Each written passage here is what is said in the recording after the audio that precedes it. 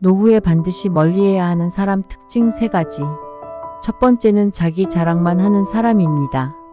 나이가 들어 낙이라고는 자식 자랑, 돈 자랑 밖에 없는 사람들이 있습니다.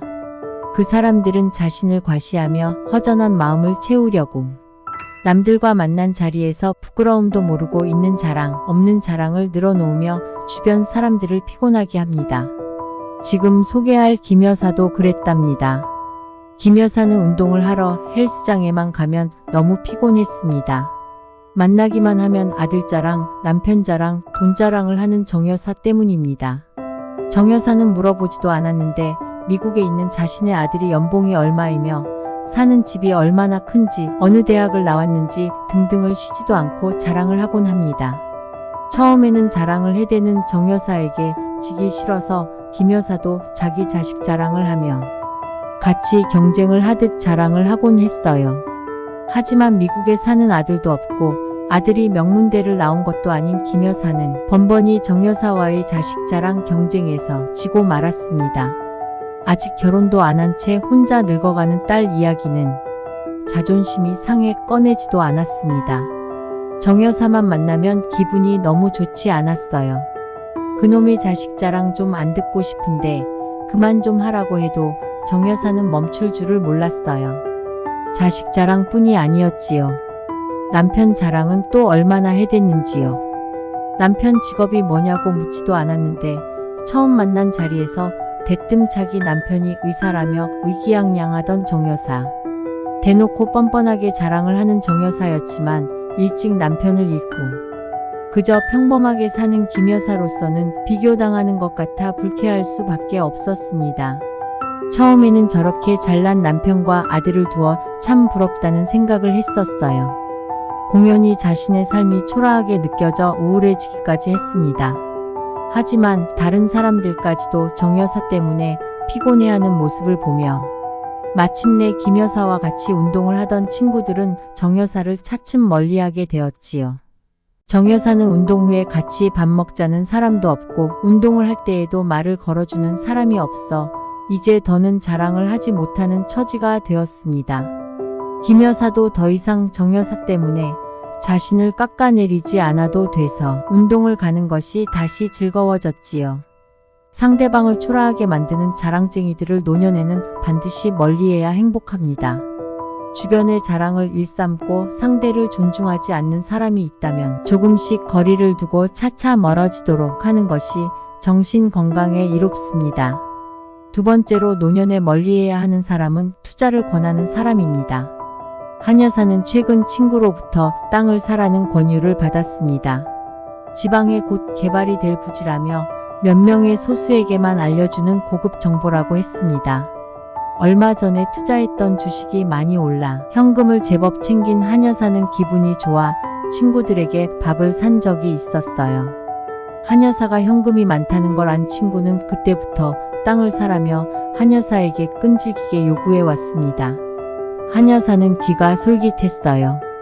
친구가 건설업자라며 모르는 사람들을 데리고 집 앞에까지 나타났어요. 친구는 당장 도장을 찍지 않으면 이 기회가 다른 이에게 넘어간다며 앉은 자리에서 계약서를 들이밀었습니다. 한 여사의 자녀가 때마침 집에 있었고 수상하다는 생각에 엄마가 거래를 하는 것을 막았지요. 그 이후에도 친구는 계속해서 전화를 하고 문자를 보내고 또 찾아오기까지 하면서 어떻게든 계약서에 도장을 찍게 만들기 위해 안간힘을 썼습니다. 한 여사는 결국 모든 연락을 차단하고 나서야 간신히 친구로부터 해방될 수 있었어요. 큰 돈을 벌 수 있는 기회라고 해서 한때 마음이 흔들릴 뻔했지만 침착하게 대응한 덕에 돈을 잃을 위기에서 벗어날 수 있었지요. 돈이 많다는 것을 주변에 과시하면 파리떼가 꼬이기 마련입니다. 자랑이 위험한 이유이기도 하지요.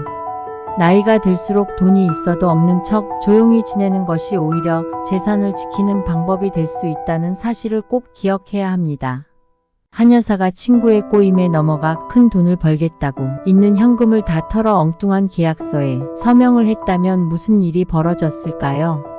과연 친구가 정말 한 여사에게 대단한 투자 기회를 주려고 했던 걸까요? 아닐 겁니다. 돈이 있다는 이야기를 듣고 돈을 목적으로 접근한 것이지요. 내가 돈이 있을 때 접근하는 자들을 노년에는 특히 더 경계해야 합니다. 자칫하면 돈을 모두 잃고 평안하게 보내야 할 노후를 망쳐버릴 수도 있으니까요. 투자를 권유하는 이들을 나이가 들어서는 반드시 경계해야 노후의 안전을 지킬 수 있을 것입니다. 세 번째는 밥을 안 사는 사람입니다. 베풀지 않는 사람이라 해도 될 것입니다.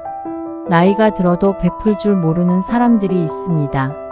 돈이 있건 없건 남에게 돈 쓰는 걸 아깝다고 생각하는 사람들이지요. 이런 사람들은 돈뿐 아니라 상대방을 배려할 줄 아는 마음이 없는 경우가 대부분입니다. 밥 한 끼 서로 사주고 상대방에게 베풀 줄 아는 아량을 배우지 못한 사람이라면 굳이 노후에 가까이 할 이유가 없겠지요. 베풀지 않는 친구와 손절한 박 여사의 일을 소개하겠습니다. 박 여사는 평생교육원에서 미술 수업을 듣고 있습니다. 수업이 끝나면 몇몇 친구들과 점심을 같이 먹고 차도 마시는 모임을 소소히 갖는 경우가 자주 있었습니다. 그런데 꼭 한 친구는 한 번도 밥을 먼저 사겠다는 말을 안 하는 겁니다. 친구들이 돌아가면서 밥을 사는데도 단 한 번을 오늘은 내가 살게 말을 한 적이 없었지요. 그러면서 얻어먹는 건 또 잘도 얻어먹는 거예요. 어찌나 그 뻔뻔한 모습이 얄미웠는지 박 여사는 그 친구 때문에 스트레스를 받아서 속이 쓰릴 정도였습니다. 넌 어떻게 밥을 한 번 사겠다는 말을 한 번도 안 하냐며 결국 한마디를 하고 만 박 여사. 친구는 기분이 나빴는지 그 이후 모임의 모습을 드러내지 않았어요. 내가 공연한 소리를 했나 싶어 후회도 되고 미안한 생각에 불편한 마음이 들기도 했습니다. 하지만 그 친구가 빠진 모임은 즐겁기 그지 없었어요. 서로 먼저 밥을 사겠다고 하고 누가 밥을 사면 또 다른 누군가는 커피를 사고 하며 즐거운 모임을 할 수 있게 되었지요. 베풀지 않는 이들 때문에 다들 불편했었는데 그 한 명이 사라지니 너무 행복한 만남이 된 거예요. 양심이 없고 베풀지 않는 이들과 만남을 끊는 것을 두려워하지 마세요.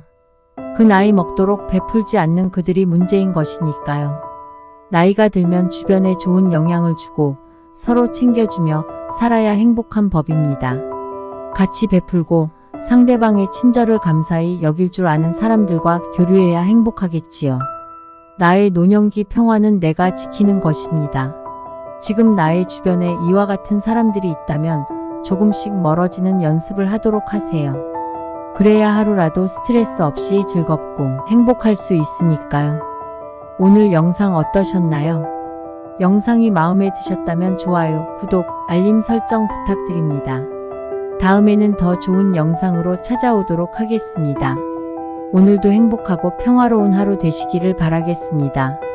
감사합니다.